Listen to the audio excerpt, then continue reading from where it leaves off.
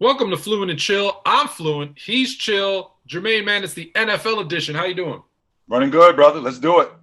So this week we're going to talk about, obviously, that Monday nighter, Lamar Jackson and the comeback. We're going to go through a rapid fire. We're going to go through the slate of games and make some picks. hmm Unfortunately, we have to start this week off with John Gruden stepping down or being asked to step down. We don't know all what really happened, but stepping down from the Oakland Raiders, who were looking good this season.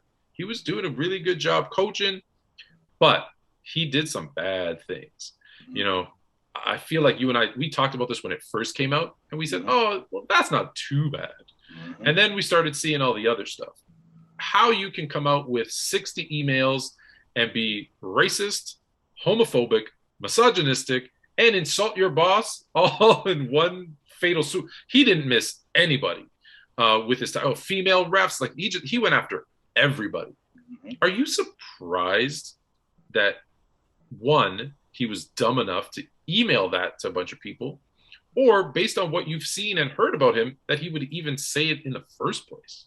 Well, we'll start the conversation with why are we just hearing about this, Tom? That's the $1 million question. I mean, this isn't something that happened 6 months ago. This isn't something that happened 2 years ago. This is something that's been going on for over a decade. That's number one. And he wasn't even the target of the investigation. They were looking for something else and stumbled upon this and found out that this is what this is. And wait a minute, maybe we should look deeper into this. Well, we probably should have been looking deeper into this a long time ago. Number two, the idea of him being dumb enough to email, I don't think it's that at all, Tone, more than I think it's how comfortable he was and who was he talking to. Not only was who he was talking to, what kind of reciprocation was going on there? We're talking about over 650,000 emails. And number three, which is one of the most important things, what is the point, Tone, of no return when you're talking about losing your job or keeping your job? So we hear that he's talking about the the Players Association president, Mr. Smith.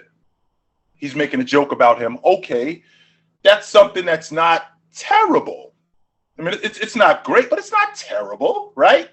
But when I'm talking about the vice president of the United States, and I'm talking about the commissioner of the NFL, who works for the owners, by the way, I'm talking about female officials who these women are not there to be sideshows or eye candy. These women actually know what they're doing. They're there to perform a job, and they're good at it. They're not just there as a prop. So he's talking about any and everything. Where is the Players protesting? He right? took a shot at them too. All of them. And with that being said, is that the point of no return? Is that what sunk him? Absolutely. I can't talk about a boss. I can't talk about anybody in that high of a rank and keep my job. I can't continue to work here if that's what's going on. I'm going to be honest. So the 650,000 emails, right, is all the emails that they investigated because they were looking into sexual harassment charges against the Washington football team. Mm-hmm. I find a number of things interesting, suspicious. There's a number of words that I could say to describe it. Whenever I see that face that you make, Tone, you say interesting. It sounds like it's some nonsense going on. Well, listen, out of 650,000 emails, the only ones that were leaked, and because we know it's fact that there's other emails that would get people in trouble.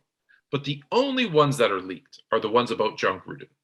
The only ones that are leaked are the ones about him making fun of Roger Goodell. Oh, interesting that the second you talk poorly about Roger Goodell, all your emails accidentally become public knowledge. Mm-hmm. Now, don't get me wrong. He 100% does not deserve his job. And I always say fired, but okay, step down. Mm-hmm. He needed to be out as the head coach of the Raiders. Who was he sending these emails to? Why did they let him get away with that? Why didn't they bring it forward earlier? Why did it take 10 years in a sexual harassment? Actually, I shouldn't say multiple sexual harassment complaints against Washington to do this investigation to find these emails. And then why is it only John Gruden's? So I think over the next 30, 60, 90 days, because I'm not the only one asking this question. We're going to start finding out those things. And to your point, you said Roger Goodell, who works for the owners. My understanding is there's some stuff on Daniel Snyder. And because Roger Goodell works for the owners, we haven't seen those emails yet. I feel like we're going to see let's be honest. I hope I'm wrong. We're going to see like a Donald Sterling type of incident in Washington. Now, mind you, Tone, we do have to protect the shield. So everything that we would like to come out can't come out because it will destroy the fabric of what we do in here. And let's be clear that what John Gruden did, he's a microcosm of what's going on, and he represents a small number of what's going on, not just in the NFL, in pro sports. It's not just him. That's going on in the world. It's not even sports. Absolutely. We've gone overboard. We're overly sensitive. However, that doesn't make it okay. And what I mean by that is, look, there's a lot of people that we're canceling. I'm not a fan of this whole cancel culture. I'm not a fan of the whole like woke movement that everything you do and say in your whole entire life is being scrutinized and used as a way to get you fired. However, there are some people who do bad things, who say bad things, who cross the line, and they still deserve their punishment, right? So if it was one email 20 years ago where he made fun of someone, I'm open enough to say and says, hey, I apologize. And okay, fine. I'll forgive the one, right? Like I remember, I think someone lost their job because they admitted back in the 4th grade they bullied someone. Oh, you're a bully. You should lose your right. There's Overboard. Right. This is not that.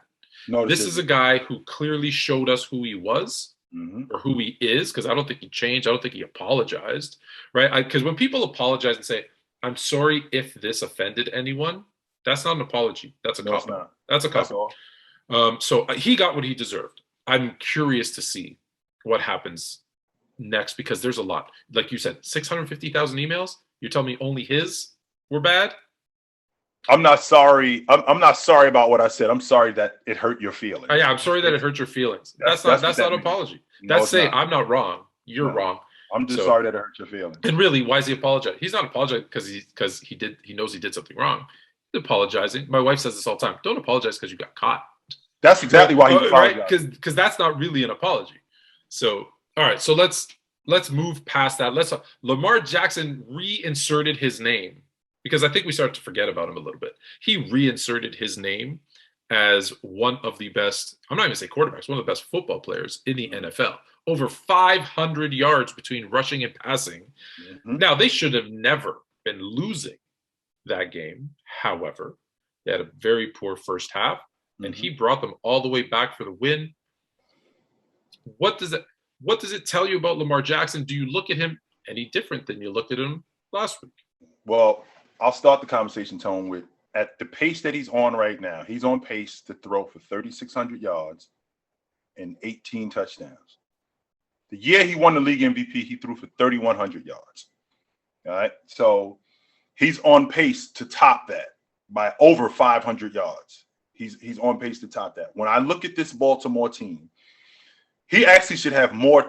He should have more touchdowns, because Hollywood Brown, 1 week he's got stickum on his hands, and the next week it looked like he's got holes in his hands and he can't hold on to the football. So what they've done is they've implemented Mark Andrews into the offense more, which is huge for Lamar Jackson.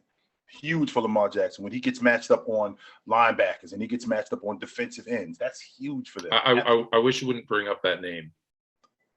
And because I was winning my fantasy football game, and Mark Andrews killed. Destroyed. I had it in the bag.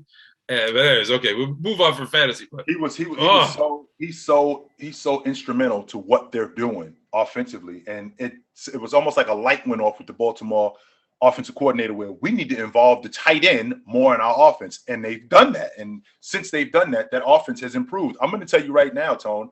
I'm looking at this Baltimore team. You take Lamar Jackson off them, they're Jacksonville. That's who they are. You've said that before. Take Lamar Jackson off that group, they're Jacksonville.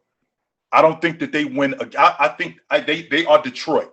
I'd be surprised if they won 3 games. You take Lamar Jackson off that unit, and I can appreciate what Tom Brady is doing. I can appreciate what Kyler Murray is doing. If I had to vote for an MVP, it's 2 guys. One of them plays defense. That's Mr. Trayvon Diggs in Dallas. Wow. And the other one is Lamar Jackson. It's interesting. Lamar Jackson, those other quarterbacks you mentioned can't do what Lamar Jackson does. And I think Lamar Jackson, although he probably can't do what Tom Brady does, I think he's closer to doing what Tom Brady does than Brady is to doing what Lamar Jackson does. If that makes sense. Absolutely makes sense. Have you come around yet to my Baltimore's going to win the AFC North, or do you still think it's the Browns? We're at dinner now, Tone. We're having a conversation. I'm on a date with you now. Before we were discussing it. We're at dinner now, and now we're actually having a conversation about. And I have to entertain this, that Baltimore is the class of the AFC North, because when I look at them and I look at how dynamic Lamar is and what he brings to the table, and as long as he can stay upright, they're in every game. And he's at no point, even though he had a fumble, at no point am I thinking he's going to sink them. As opposed to when I see Baker, I'm thinking to myself, Baker, he could possibly sink them. They could lose, and it could be because of him. I don't ever feel like that in Baltimore. I never feel like they could lose, and it could be because of Lamar.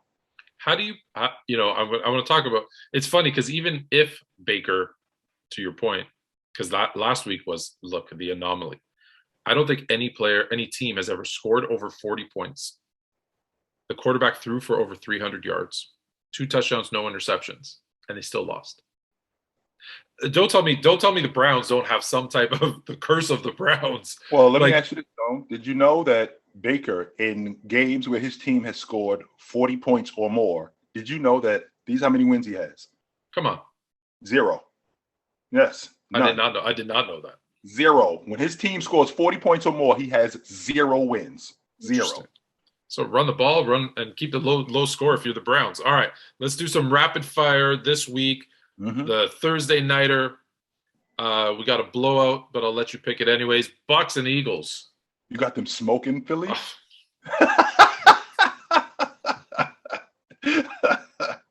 I'm going to take Philly just because you got them smoking. You're going to take Philly? All right. I'm loading up on Bucks players. I think that's not going to be a fun. Thursday night games are always very weird. It's just, I feel like if they played on Sunday, it'd be a completely different game. In my household, we call this Packer Week. And we talk poorly about every single Green Bay Packer, whether it be Aaron Rodgers, Brett Favre, Bart Starr, Mike Holmgren, anyone who's ever been affiliated with the Packers. This is our week to put them down as much as we can. It's the oldest rivalry. The oldest rivalry in sport is Packers and Bears. We actually have a shot this week. I'm hopeful. I'm not going to say we're going to do it. But I think we have a shot this week. Justin Fields is starting to come around. I don't know if you know this. He's number 1 in terms of percentage of deep shots with his passes in the NFL. He's number 1. So do you agree with me that I know you probably picked the Packers, but do you think the Bears have a chance? They do. They have a really good chance just because of that defensive line. You know how I feel about Roquan Smith. He's in the top 10 in the league in tackles. I love him. Number one team in sacks. I love everything about him. And as soon as you said that about the Packers, I'm thinking it must be the Bears week. That's probably what this is. And I do think that the Bears have a puncher's chance, absolutely. But I think that the Packers outlast them. My best friend is a Packer fan, and we always make an agreement after the games end on Monday during Packer Bears week. We will not talk again until Tuesday, just to keep the friendship, because it won't happen. All right, this is a team you like, and so obviously I'm picking Bears. You're picking Packers, or you're taking Bears? I think the Packers outlast them. All right, Bengals and Lions. Man, the Bengals, even when they lose, they look good. And the Lions look horrible. Did you not have Green Bay smoking Cincinnati? I did. You had them smoking them. How'd that go? They still won. But wow. if a kicker, when Mason Crosby, here's the thing. You know this in the NFL. If a kicker misses, you can't give them another chance. And now I know it missed like 3, but you have to take that opportunity. The Bengals kicker has to make his kick.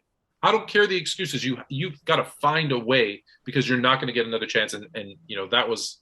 We got one job, Tom. You got one job to do. That's it. You got one job to do. You don't have a number of different jobs. You got one job to do. That's it. But I think they bounce back. I think I hate moral victories, but I don't think this is the Bengals of old that are going to play down to their opposition. So I think they come in and I think they beat the Lions. I think it's close, but I think Burrow has a big game. Joe Burrow he's got a voice issue where he's been told to keep quiet this week so his vocal cords can heal. But I do think that they outlast Detroit. No question. Yeah. Dolphins and are we watching this game? A combined 1 win. Dolphins and Jags. I think the Dolphins again. I'm really surprised they haven't fired Urban Meyer. I'll just be honest. When they lose to Miami this week, I hope it's the week that they can him. I don't know if they lose that game, Tone. And the reason why I don't know if they lose that game, I'm looking at that Miami defense, and they look like they're just in shambles. They look like they've given up. Xavier Howard looks like a shell of himself. He doesn't look anything like he looked. What happened? The Dolphins were supposed to be a good defensive team, good, well coached. They're 1-4. Losing. Tua was supposed to be back this week, so I would not be surprised at all if Jacksonville beat these guys. I would be surprised if Jacksonville wins a game. I'll be surprised. So I got Dolphins. You got Jags. Texans and Colts. I recently called out the Colts as the worst team in the NFL based on expectations, right? Like I knew the Jags were going to be horrible. I knew the Texans were going to be horrible. The Colts are one of the teams that we were talking about them having a chance at, keeping pace with Tennessee in that division. And we thought you were going to be better than what you are. They're not very good. No, you're not. You're not nearly what we thought you were going to be. I did think that the Indianapolis Colts had a shot to make the playoffs. I thought that they were one of those teams with Carson Wentz being healthy, with that defense that they had, because I love Leonard. I love everything about him.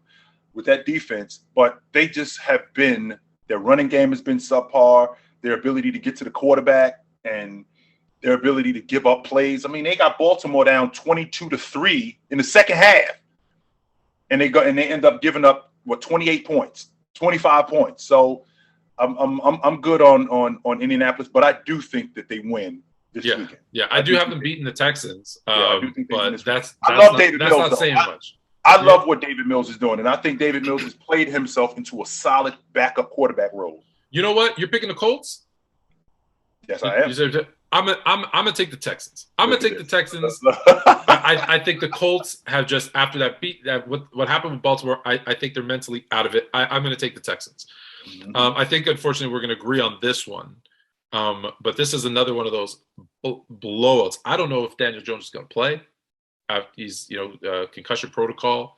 Rams and Giants. I think the Rams. This is a good. Not that they need to, but this is a good get right game. This is one of those games where they're gonna throw the ball around the yard a little bit. No Daniel Jones, no Saquon Barkley because he's going to be sidelined for a couple of weeks. I do think that they go in the Giants Stadium and I think they smoke them. Yeah. I feel sorry for all the Giants fans out there. This is not going to be a fun one to watch.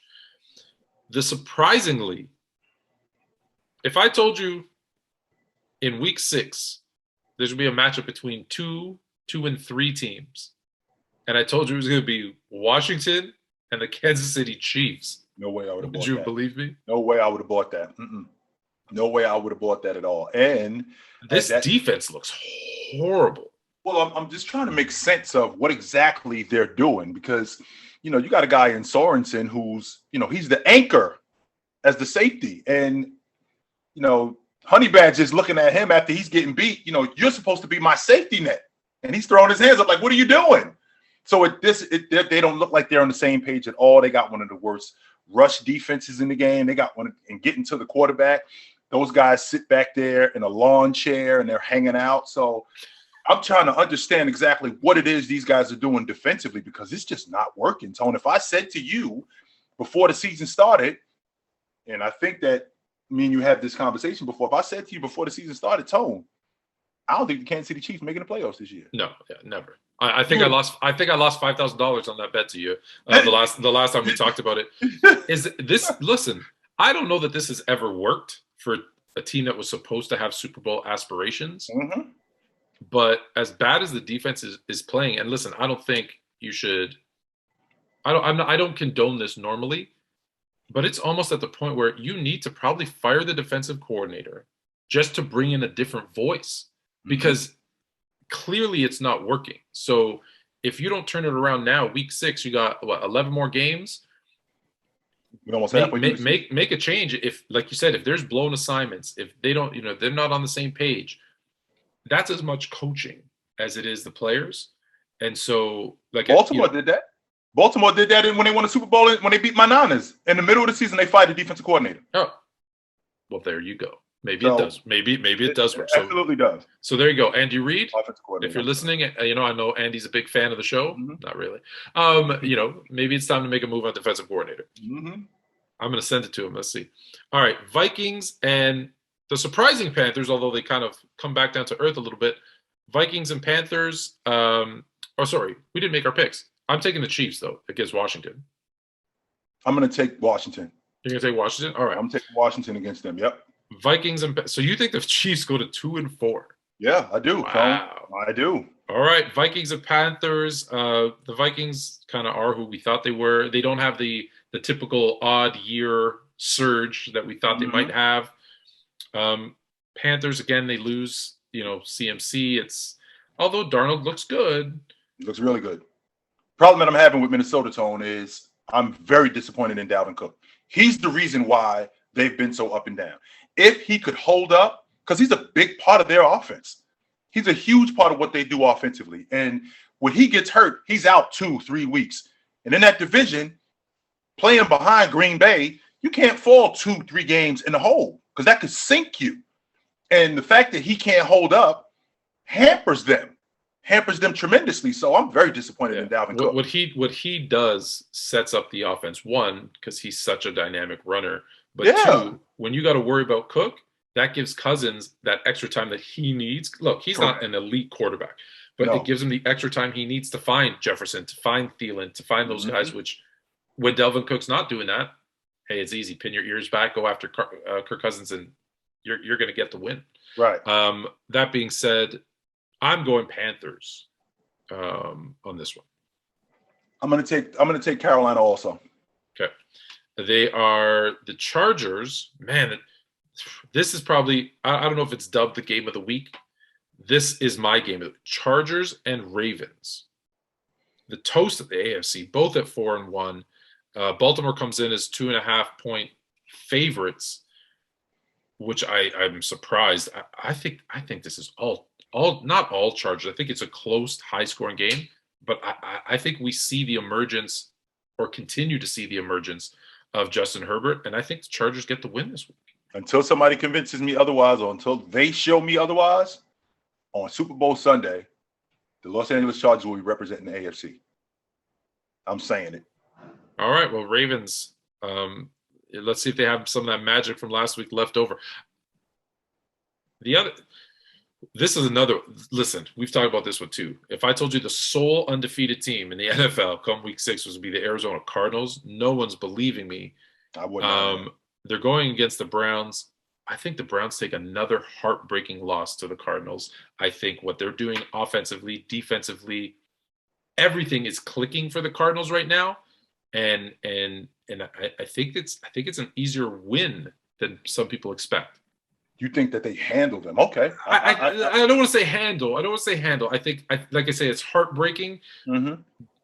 But I don't think it's like a field goal at the end. But I think it's like a 7-10 point win for the Cardinals. All right. So I think that when I look at Arizona, I look at what they're doing offensively, and I look at what Cleveland is doing defensively, and how their inability to slow teams down, and what Nick Chubb has been doing offensively. And I think that they're going to be able to put points on the board against Arizona, but I think in the end, Arizona is going to just be too much. Arizona goes to 6-0. The Browns fall to 3-3, which puts them behind our Ravens, who are going to be 4-2. I think we're going to head to dessert here soon on the Ravens winning that AFC North. Now this game has a whole different feel now. Do the Raiders rally behind their interim head coach?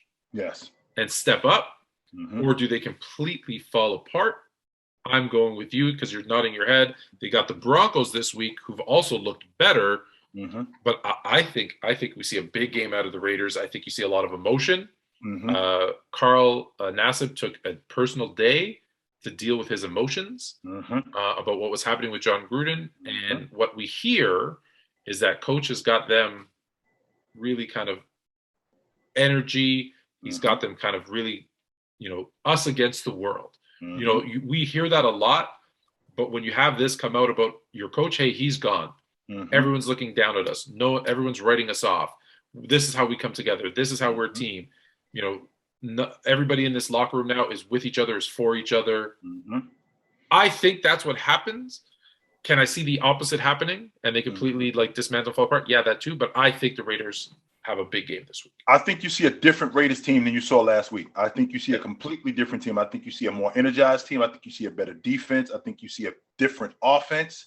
And as you know how high I've been on Denver, but I think it's bad business for Denver this weekend. I think it's bad business for them. I'm going to say two names that I think are going to have, and one will not surprise you, one will surprise you. I think Darren Waller has a massive game, and I think Josh Jacobs runs the ball with purpose this week. And I think you see a good game out of Josh Jacobs.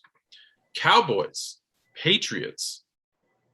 I don't feel bad for Bill Belichick, but he's going to get blown out this week.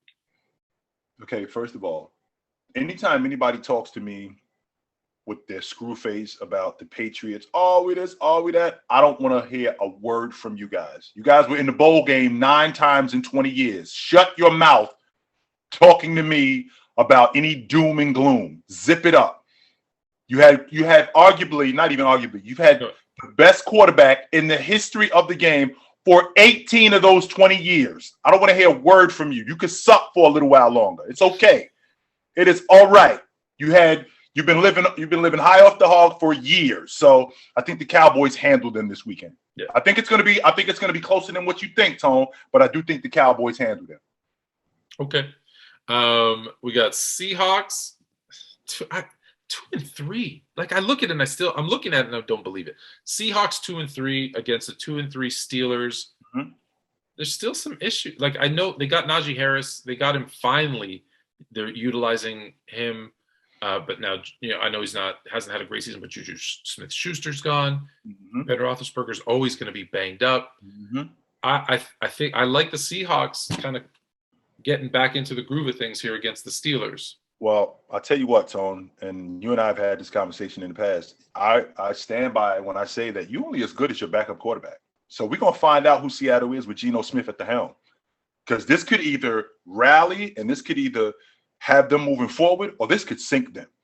And Geno, coming into the game the way he did, he actually looked really good. Before he threw that interception, he didn't look bad. He looked really good. And that defense that Seattle has, forget about it. I mean, Bobby Wagner is sideline to sideline. He is not playing games. That defense is serious. I do think that if Geno can relax on the turnovers and keep them in the game, I think that the defense can win it for him. Listen, a lot of people the Steelers are 5-point favorites. A lot of people are going to be picking the Steelers just because of I think Geno's got one good game. You don't want him starting as your quarterback for multiple weeks. No doubt. Right? He's a backup. But I think he's got what, I hope that I'm right. If you're Pittsburgh, you hope that I'm wrong. But I think he's got that one good game in him. And I don't trust. I have trust issues. I don't know what I'm going to get from the Steelers week to week. I don't know what I'm getting from them, so I don't trust them. The Monday Nighter. Listen, I think this is a really good game. And I don't know why I think it's a really good game. The Bills are the better team. The Bills should win this game. Not going away, but with some cushion. There's something about the Titans. I feel like it's Monday night. We're going to see, Derrick Henry being Derrick Henry. Well, that's the difference. That's exactly what it is with you, Tone. As soon as you see Derrick Henry, you're thinking you got a chance. And Derrick Henry brings that kind of dynamic. He's that kind of player. As long as he's on your team, I'm not counting y'all out. No matter who it is or no matter who you're going against. You got a workhorse back in Derrick Henry. You absolutely have a chance. So when I think about this group, mean, we know who Ryan Tannehill is, Tone. It's not like it's a situation where we expect Ryan Tannehill to be something more than what he is. This is who Ryan Tannehill is. What we've seen this season, what we've seen not last year, but the year before that. This is what we've seen from him. So I would not be surprised if Tennessee won this game. However, I think Buffalo is better. And what they're going to do is they're going to put 9 guys in the box, and they're going to tell Ryan Tannehill, you got to throw the ball. I feel like our narrative on Tuesday morning is going to be, man, could Derrick Henry have done any more? No. If Tannehill would have just given him something, they could have won that game. Yep. So I still have the Bills winning, but it's going to be that's going to be the narrative. So that could very well be what we're talking about. All right, that's it for this week on Flew to Chill NFL edition.